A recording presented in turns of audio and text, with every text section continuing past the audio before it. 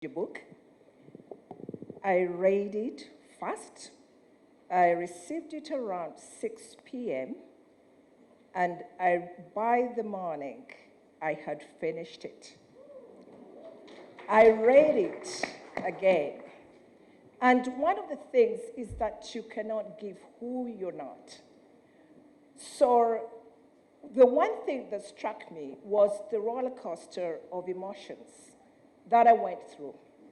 I was very shocked at you and very amazed at you and very affirmed of your strength to be you and very overwhelmed by your love and gratitude for life. You begin the book. A simple girl had fallen in love with a king and become his wife. You chose to do both, a traditional wife and a working queen. And you did not have a script to read from. You had to struggle along the way. But I reckon that is your love and gratitude that enabled you to persevere through the thicks and thins, and through the glory of being the Nabagerereka. In your 6-page acknowledgement, you mentioned the word love 7 times, thank you and gratitude 11 times. For me, it is really a story of true love and gratitude to life.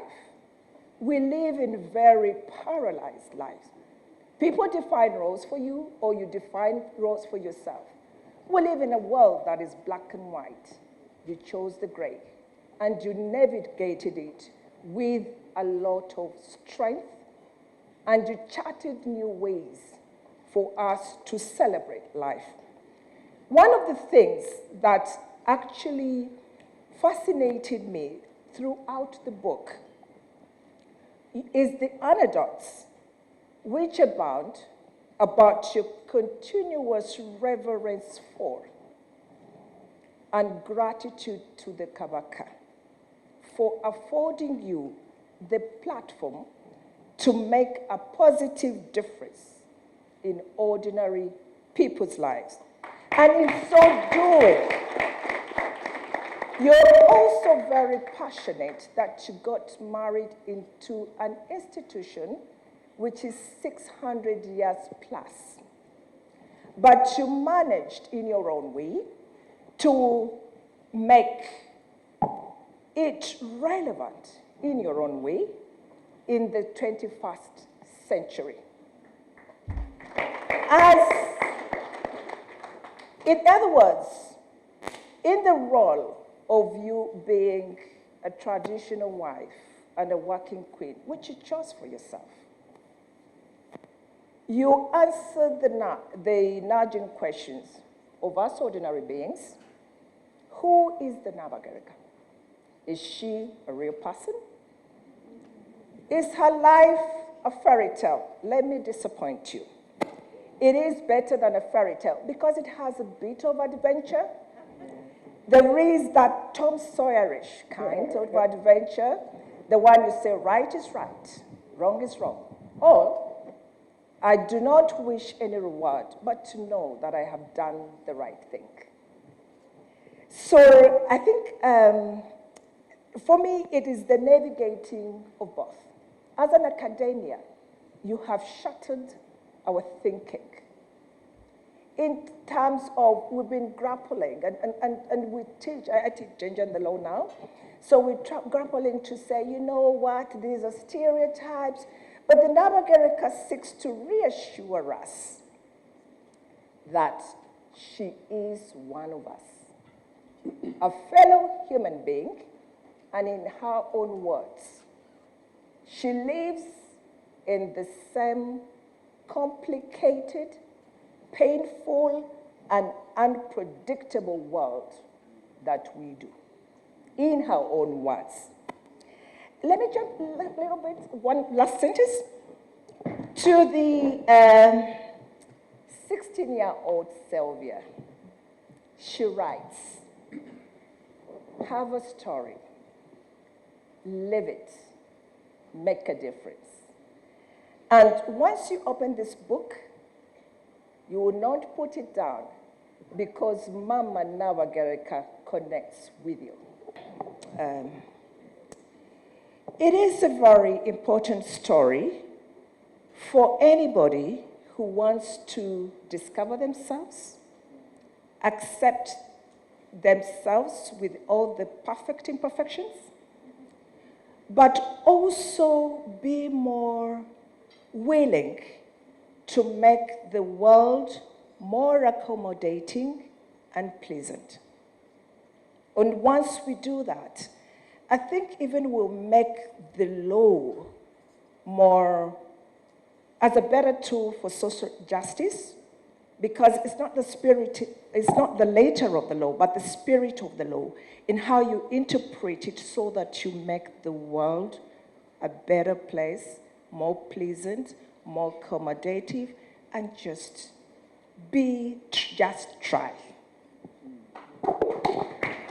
Thank you. And Robert, I know that you do mentor very many young. My celebration of the Nabagerereka is the fact that she puts out her story.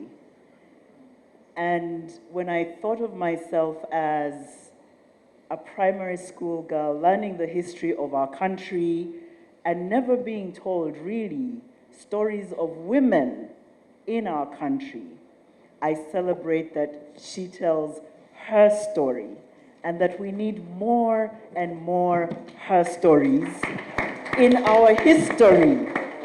So I celebrate that. And I hope that this opens a door, and it's amazing that you're sitting beside two other her stories of Honorable Rhoda Kalema and Honorable Joyce Mpanga, and many others. But we need them because our stories, our lives are not complete. Miriam Matembe has written several, are not complete until we listen to both stories. So thank you for opening that door. The other thing for me is the beautiful weaving of culture. And she does point out, in fact, that she knows that the women's rights movement, of which I belong, has struggled with contending with culture and modernity. And not only as the women's movement, I think when you're colonized and who you are is taken away from you and an identity superimposed over you, you lose your roots. And so in her work to elevate and name our culture, as she does in her book, to pick out proverbs and use them through the telling of her story, is to proudly name and reclaim our Africanness. That, for me, is powerful. And it is only these days now that I've begun to appreciate why that is truly important in a globalized world where blackness, Africanness is disappeared, is relegated, is trampled upon, is literally rendered nothing. She says, no, it is something, and we are proud about it. The thing, even in her telling of her story, that struck me and was what she said about the expectation of perfection. If you're a woman here, raise your hand. We know and we can resonate with the expectation of perfection. It follows us all our lives, but especially so for certain women in the public eye. And I like that she calls it out. I like that she names it, because then we too can name it and interrogate it. Why the expectation of perfection? What does it do to our mental psyche as people who have to be perfect, well knowing we are not? And why do we continue to expect perfection when what we need is grace? Because we are human. We are human.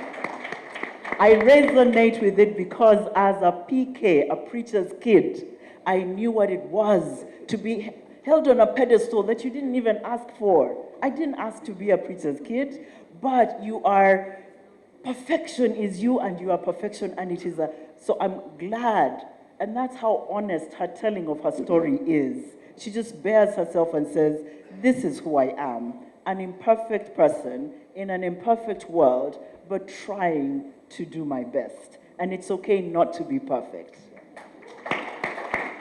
And lastly, because I'm a preacher's kid, I felt, all of us, step out. Hey, please lift your leg and step out. That's what she does. Because many of us have the choice to sit back. She steps out.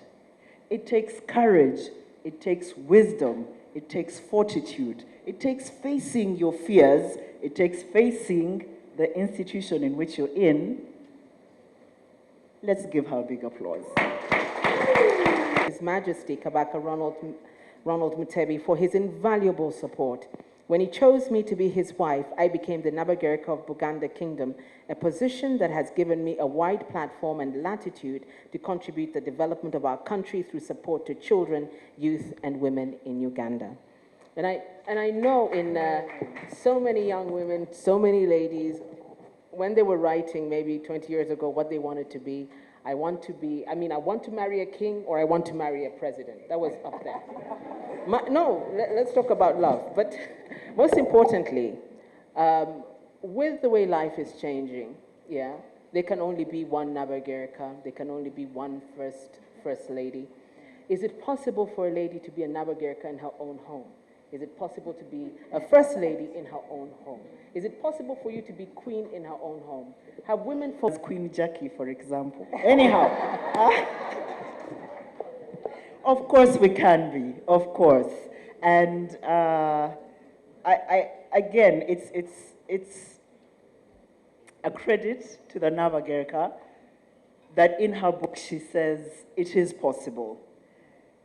Is it easy? No, but it is possible. But I think her story also says there's enough grace if you don't always get it right. Because I don't want us to then jump and judge when people don't, when women don't, when men don't. So read it with both. She in the book, she's described not as a very good singer, but she can bust a move. And for me, that tells me that that's what we're all doing all the time, right? This delicate dance. It's a delicate dance.